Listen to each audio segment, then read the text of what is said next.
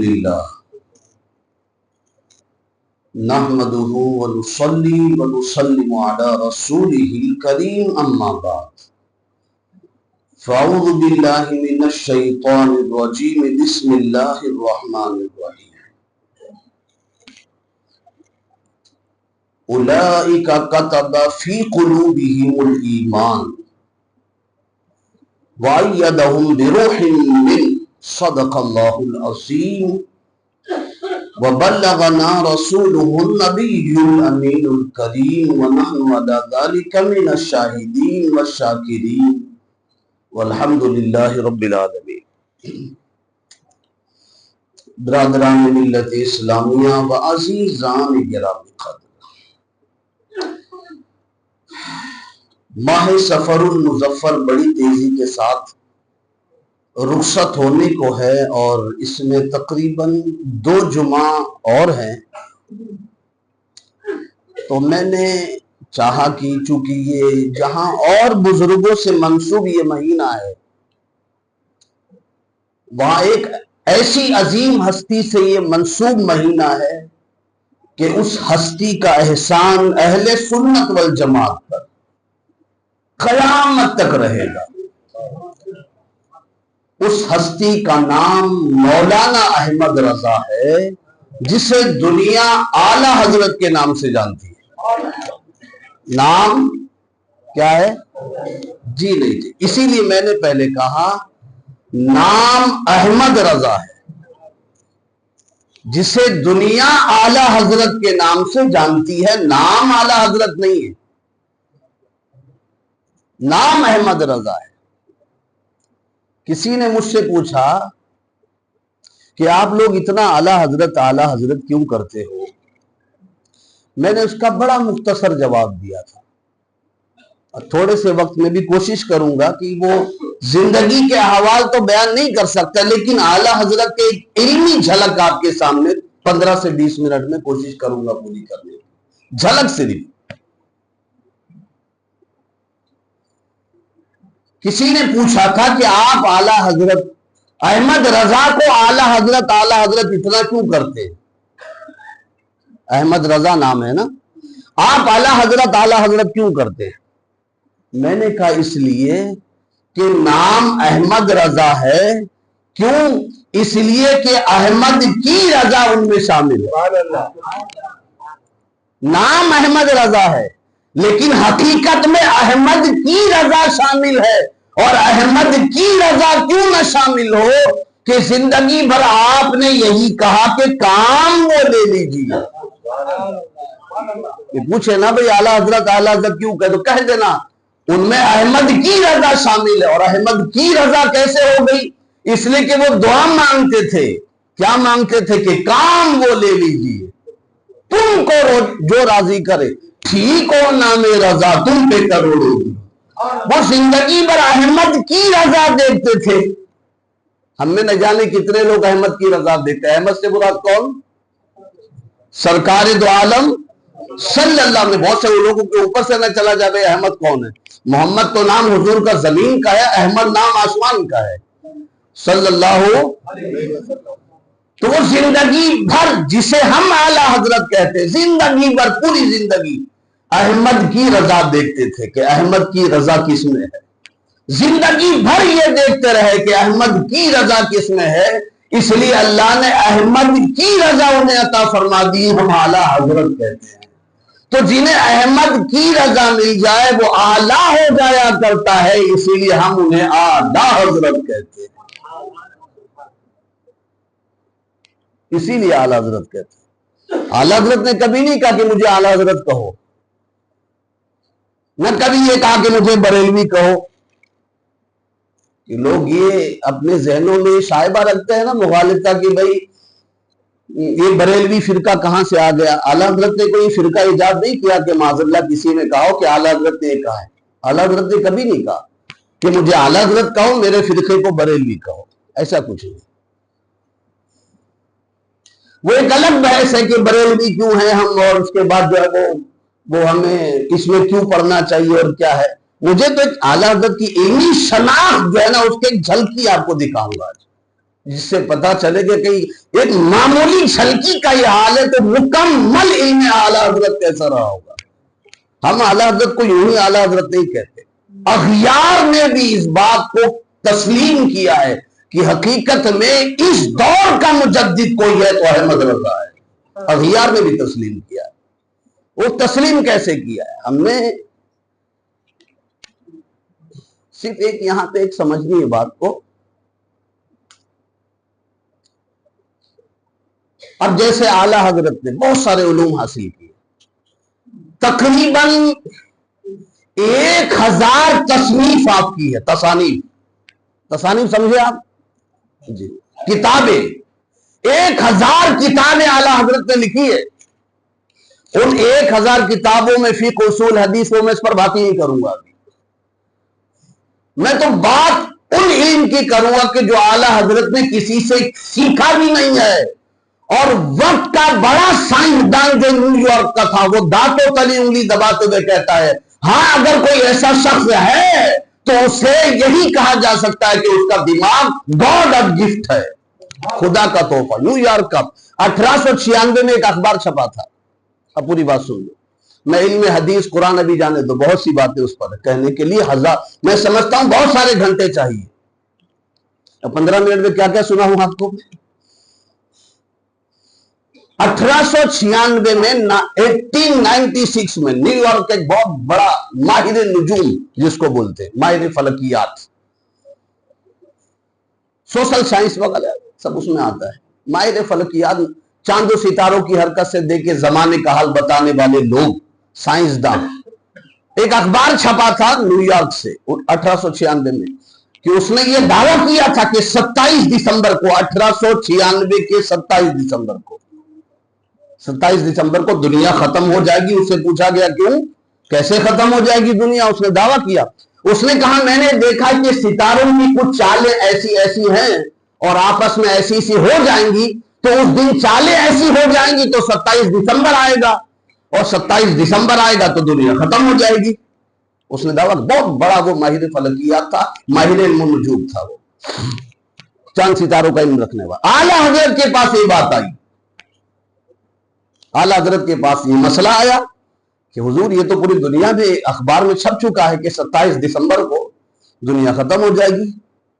آپ نے فرمایا جھوٹ بول رہا ہے. وہ صرف دعویٰ نہیں کیا کہ کہہ دیا کہ جھوٹ بول رہا ہے. آپ نے فرمایا پینسل لاؤ, پینسل, کاغذ قلم جس کو کہتے ہیں, پینسل منگوایا تھا. جو لفظ ہے روایت کے, پینسل لاؤ. آپ نے پینسل منگوایا, کاغذ پر کچھ اس طرح سے بنایا. اب بنایا کیا, ڈیزائن کی وہ لوگوں کو سمجھ میں نہیں آ رہا تھا, کچھ بنایا جیسے. اور کتنے دیر میں آپ نے جواب دیے جانتے اس کا؟ کوئی گیس کر سکتا ہے؟ گھنٹہ, 2 گھنٹہ, 3 گھنٹہ, کچھ بھی بولو آپ. کتنی دیر میں بتاؤ نا, تب سننے مزہ آئے گا. کتنی دیر میں؟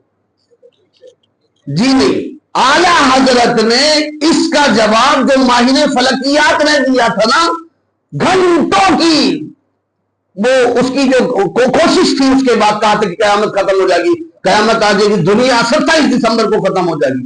فرمایا تھا جھوٹ ہے. اس بات کو آپ نے محض 30 سیکنڈ کے اندر جواب دے دیا ہے, 30 سیکنڈ کے اندر.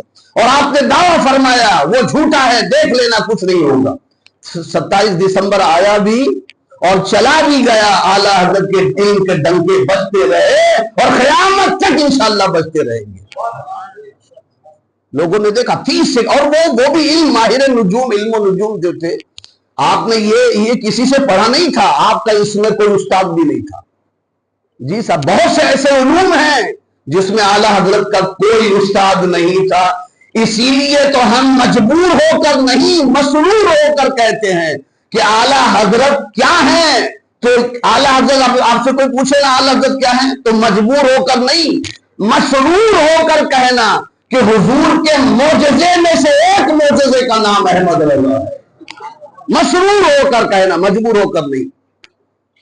مجبور ہو کر دنیا تو مان لے گی, ہم تو عقیدت مند ہیں, ہم مسرور ہو کر کہیں گے کہ حضور کے معجزے میں سے ایک معجزے کا نام احمد رضا ہے. یہ تو ایک مسئلہ تھا. ایک مسئلہ آپ کے پاس آیا اور آیا.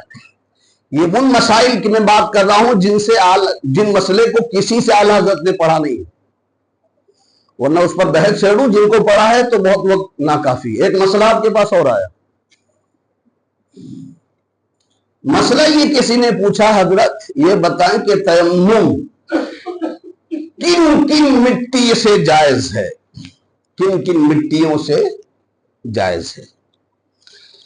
ظاہر سی بات ہے، میری طرح کوئی مولانا ہو تو ہی کہہ دیتا نا بھائی فَتَيَمَّمُوا صَعِيدًا طَيِّبًا فَامْسَحُوا بِوُجُوهِكُمْ، کہ ایسا کرو کہ پاک مٹی لے لو، اسے تیمم ہے۔ قرآن پاک نے کہا ہے پاک مٹی سے تیمم جائز ہے، اگر میرے جیسا کوئی گرا پڑا ہوتا تو۔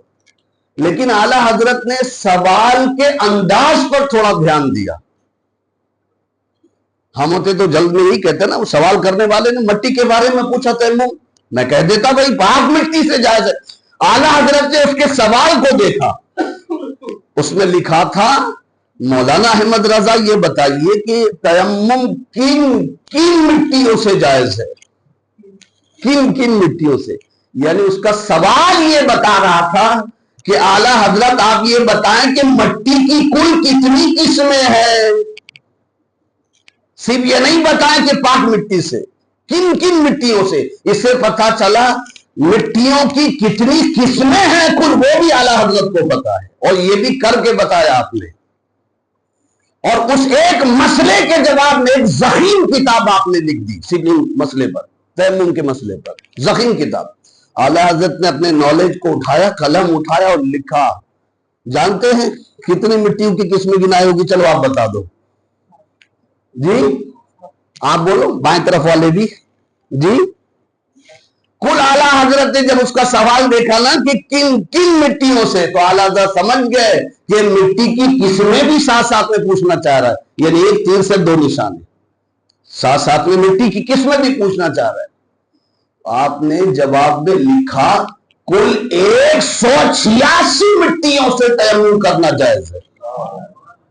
لاؤ اعلیٰ حضرت جیسا کوئی، 186 مٹیوں کی وہ قسمیں ہیں جن سے تیمم جائز ہوتا ہے، اور پھر 28 قسمیں مٹیوں کی وہ بتائیں جس میں تیمم ناجائز ہوتا ہے۔ 28 قسمیں ناپاک مٹیوں کی گنائی کہ جس سے تیمم نہیں ہوگا، اور جن سے تیمم ہوگا 186 مٹیاں گنوائی ہیں آپ نے، یعنی کل ملا کر کے 214 مٹیوں کی قسمیں اعلیٰ حضرت نے گنوا دی۔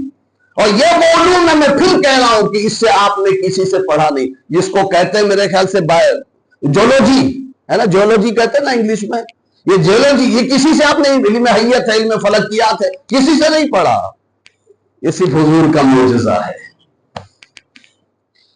یہ تو ابھی میں اس پر آ رہا ہوں، بس ایک شعر کی وضاحت کر دوں، میرا دل چاہ رہا ہے کہ جس سے آپ کو پتا چلے گا کہ اعلیٰ حضرت کا اشعار کے اندر ادبی اور علمی مقام کیا تھا۔ کچھ شاعر آپ کو ملیں گے، بلکہ زیادہ تر ملیں گے، کچھ نہیں، جن کو پتہ نہیں کہ کون سا لفظ کہاں استعمال کرنا ہے، ادب باقی رکھنا ہے کہ نہیں رکھنا۔ اعلیٰ حضرت نے اپنے ہر شعر میں نعت پاک کے ادب بھی باقی رکھا اور علم کا خزانہ بھی بہا دیا۔ جی صاحب، ایک شعر میں لیتا ہوں بس، آپ بہت سنتے نا وہ شعر، چمک تجھ سے پاتے ہیں، ہے نا، چلو اس کی وضاحت کر دیتا ہوں میں، جس سے پتا چلے گا ہم احمد رضا کو اعلیٰ حضرت کیوں کہتے ہیں۔ اعلیٰ حضرت نے فرمایا چمک تجھ سے پاتے ہیں، توجہ کے ساتھ سنیں 2 سے 3 منٹ۔ چمک، آپ نے روشنی نہیں فرمایا، چمک فرمایا۔ ابھی میں بتاؤں گا کہ روشنی، وہ آگے آپ کو پتا چلے گا کہ اعلیٰ حضرت نے چمک استعمال کیا، روشنی نہیں، کہ روشنی تجھ سے پاتے ہیں سب پانے والے۔ اعلیٰ حضرت کا ایک ایک لفظ چنا ہوا ہوتا ہے نعت پاک میں، چنا ہوا، یا تو حدیث مصطفیٰ کی ترجمانی ہوتی ہے یا قرآن مجید کی ترجمانی ہوتی ہے، اور ادب تو اپنی جگہ۔ آپ نے روشنی نہیں فرمایا کہ یہ ادب مصطفیٰ کے خلاف ہے، روشنی الگ چیز ہے، چمک الگ چیز ہے۔ بتاؤں آگے، اللہ حضرت نے فرمایا چمک تجھ سے پاتے ہیں۔ اچھا، چمک فرمایا، پھر آگے فرمایا تجھ سے پاتے ہیں۔ بھئی تجھ سے، یا تیروں کو، یا تجھے، یہ آدمی تھوڑا سا بے ادبی کا جملہ سمجھتا ہے نا۔ بھئی ہم بولیں گے بھئی تجھے کیا ہے اس بات سے، اور کسی کو ہم کہیں گے بھئی آپ کو اس بات سے کیا ہے، تو فرق آپ میں ہے نا، ادب کس میں ہے؟ آپ میں۔ ہم کسی کو کہیں گے بھئی تیرے کو کیا معلوم، اور بھائی دوسرا جملہ کہیں گے بھائی آپ کو کیا معلوم، تو ادب کس میں ہے؟ آپ میں نا، تجھے یا تیرے کو میں نہیں نا۔ تو اعلیٰ حضرت نے تو حضور کے لیے تجھے استعمال کیا کہ چمک تجھ سے، یہ نہیں کہا چمک آپ سے پاتے، ادب تو آپ میں تھا نا، تجھ سے کہا کچھ تو بات ہوگی، کچھ تو بات ہوگی۔ ادب مصطفیٰ ذرا دیکھنا، کچھ تو بات، آپ کا لفظ استعمال نہیں کیا، جبکہ ادب زیادہ آپ میں ہے، تجھ میں نہیں۔ اعلیٰ حضرت نے بتا دیا جس طرح، اچھا یہ لفظ جو ہے نا تجھے، تیرے کو، تجھے میں، یہ اللہ کے لیے استعمال کرتے کہ اللہ ہمیں تو یہ عطا فرما دے، تو یہ ہمیں دے دے۔ کوئی کہتا ہے کہ اللہ آپ ہمیں یہ دے دیجئے، اللہ آپ ایسا کر دیجئے، اللہ تو ایسا کر دے، اللہ تو ہمیں، کیوں تو کا لفظ استعمال کرتے اللہ کے لیے؟ کیا بے ادبی ہے؟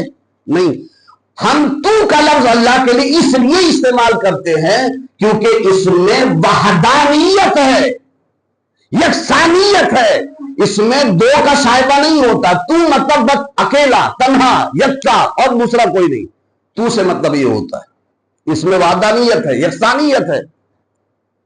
اعلیٰ حضرت نے تجھ کا لفظ حضور کے لیے جو استعمال کیا نا، چمک تجھ سے، اس میں بھی وحدانیت ہے۔